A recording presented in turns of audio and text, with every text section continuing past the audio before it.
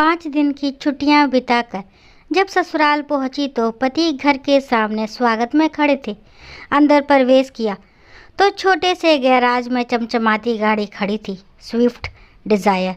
मैंने आंखों ही आंखों से पति से प्रश्न किया तो उन्होंने गाड़ी की चाबियां थमाकर कहा, कल से तुम इस गाड़ी में कॉलेज जाओगी प्रोफेसर साहिबा। Oh my God! खुशी इतनी थी कि मुंह से कुछ निकला ही नहीं। बस जोश और भावावेश में मैंने तहसीलदार साहब को एक जोरदार झप्पी दे दी और अमरबेल की तरह उनसे लिपट गई। उनका गिफ्ट देने का तरीका भी अजीब हुआ करता है। सब कुछ चुपचाप और अचानक। खुद के पास पुरानी इंडिको है और मेरे लिए और भी महंगी खरीद लाए। 6 साल की शादीशुदा ज़िंदगी में इस आदमी ने ना जाने कितने गिफ्ट दिए। गिनती करती हूँ तो थक जाती हूँ। ईमानदार है, रिश्वत नहीं लेते, मगर खर्चीले इतने कि उधार के पैसे लाकर गिफ्ट खरीद लाते हैं। लंबी सी झप्पी के बाद मैं अलग हुई तो गाड़ी का निरीक्षण करने लगी। मेरा पसंदीदा कलर था, बहुत सुंदर थी। फिर नज़र उस जगह गई जहाँ मेरी स्कूटी खड़ी रहती थी। हठात वो जगह तो खाली थी। स्कूटी कहाँ है? मैंने चिल्लाकर पूछा। बेच दी मैंने। क्या करना वह उस जुगाड़ का? पार्किंग में इतनी जगह भी नहीं है। मुझसे बिना पूछे बेच दी तुमने? एक स्कूटी ही तो थी, पुरानी सी। गुस्सा क्यों होती हो? उसने भावहीन स्वर में कहा तो मैं चिल्ला पड़ी। स्कूटी नहीं थी वो, मेरी ज़िंदगी थी। मेरी धड़कनें बसती थी उसमें। मेरे पापा की इकलौती निशानी थी मेरे पास। मैं तुम्हारे तोहफे का सम्मान करती हूँ, मगर उस स्कूटी के बिना पे नहीं। मुझे नहीं चाहिए तुम्हारी गाड़ी। तुमने मेरी सबसे प्यारी चीज़ बेच दी, वो भी मुझसे बिना पूछे। मैं रो पड़ी। शोर सुनकर मेरी सास बाहर निकल आई। उसने मेरे सर पर हाथ फेरा तो मेरी रुलाई और फूट पड़ी। रो मत बेटा, मैंने तो इससे पहले ही कहा था, एक बार बहू से पूछ ले। मगर बेटा बड़ा हो गया है तहसीलदार, माँ की बात कहाँ सुनेगा। मगर तू रो मत। और तू खड़ा खड़ा अब क्या देख रहा है? वापस ला स्कूटी को। तहसीलदार साहब गर्दन झुकाकर आए मेरे पास। रोते हुए नहीं देखा था मुझे पहले कभी। प्यार जो बेइंतहा करते हैं। याचना भरे स्वर में बोले, सॉरी यार, मुझे क्या पता था वो स्कूटी तेरे दिल के इतनी करीब है।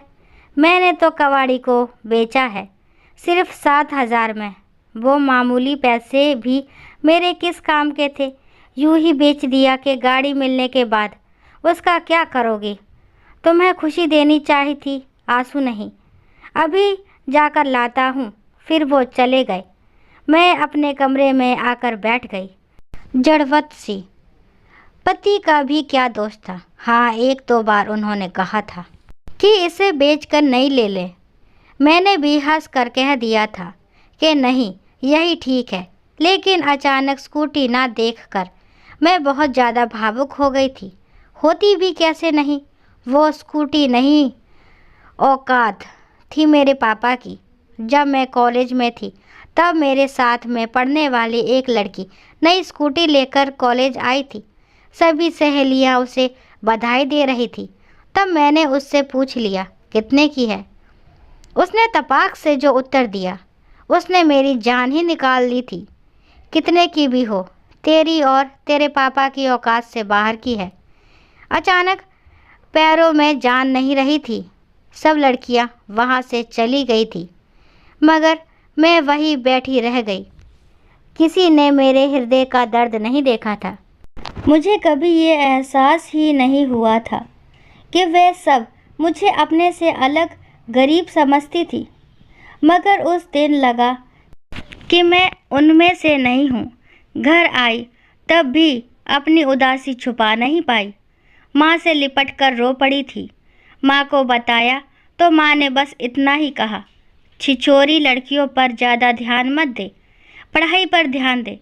रात को पापा घर आए तब उनसे भी मैंने पूछ लिया, पापा हम गरीब हैं क्या? तब पापा ने सर पे हाथ फिराते हुए कहा था, हम गरीब नहीं हैं बिटिया, बस जरा सा हमारा वक्त गरीब चल रहा है।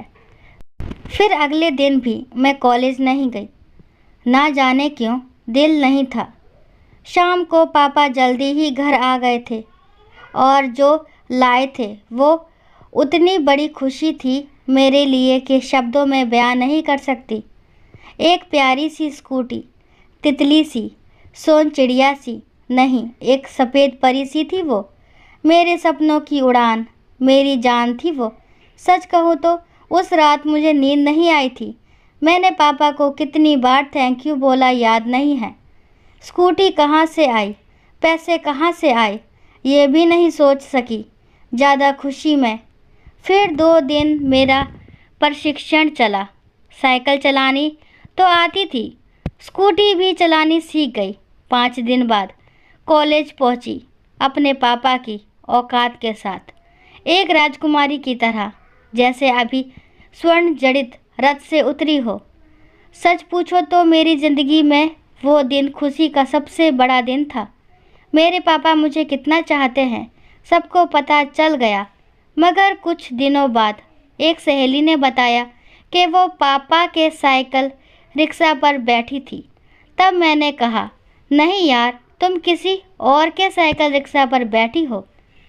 मेरे पापा का अपना टेम्पो है। मगर अंदर ही अंदर मेरा दिमाग झंझना उठा था। क्या पापा ने मेरी स्कूटी के लिए टेम्पो बेच दिया था? और 6 महीने से ऊपर हो गए, मुझे पता भी नहीं लगने दिया। शाम को पापा घर आए तो मैंने उन्हें गौर से देखा। आज इतने दिनों बाद फुर्सत से देखा तो जान पाई कि दुबले पतले हो गए हैं, वरना ध्यान से देखने का वक्त ही नहीं मिलता था। रात को आते थे और सुबह अंधेरे ही चले जाते थे। टेम्पो भी दूर किसी दोस्त के घर खड़ा करके आते थे। कैसे पता चलता बेच दिया है? मैं दौड़कर उनसे लिपट गई। पापा, आपने ऐसा क्यों किया? बस इतना ही मुख से निकला। रोना जो आ गया था। तू मेरा गुरूर है बिटिया, तेरी आँख में आंसू देखूं तो मैं कैसा बाप। चिंता ना कर, बेचा नहीं है, गिरवी रखा है, इसी महीने छुड़ा लूँगा। आप दुनिया के बेस्ट पापा हो, बेस्ट से भी बेस्ट। इसे सिद्ध करना ज़रूरी कहाँ था? मैंने स्कूटी मांगी कब थी? क्यों किया आपने ऐसा? 6 महीने से पैरों से सवारियाँ ढोई आपने। ओह पापा, आपने कितनी तकलीफ़ झेली मेरे लिए। मैं पागल, कुछ समझ ही नहीं पाई और मैं दहाड़े मार कर रोने लगी। फिर हम सब रोने लगे, मेरे दोनों छोटे भाई, मेरी मम्मी भी। पता नहीं कब तक रोते रहे। वो स्कूटी नहीं थी मेरे लिए, मेरे पापा के खून से सींचा हुआ उड़न खटोला था मेरा, और उसे किसी कबाड़ी को बेच दिया। दुख तो होगा ही। अचानक मेरी तंद्रा टूटी। एक जानी पहचानी सी आवाज़ कानों में पड़ी, फट फट फट। मेरा उड़न खटोला मेरे पति देव यानी तहसीलदार साहब चलाकर ला रहे थे और चलाते हुए एकदम बुद्धू लग रहे थे, मगर प्यारे से बुद्धू, मुझे बेइंतहा चाहने वाले। दोस्तों, आशा करती हूँ ये कहानी आपको ज़रूर पसंद आई होगी। अगर कहानी पसंद आती है तो प्लीज़ मेरे चैनल को लाइक, शेयर, सब्सक्राइब करना ना भूलें। और इस कहानी के बारे में आपके क्या विचार हैं कमेंट बॉक्स में ज़रूर बताएं। कहानी को लास्ट तक सुनने के लिए थैंक यू। राम राम, राधे राधे।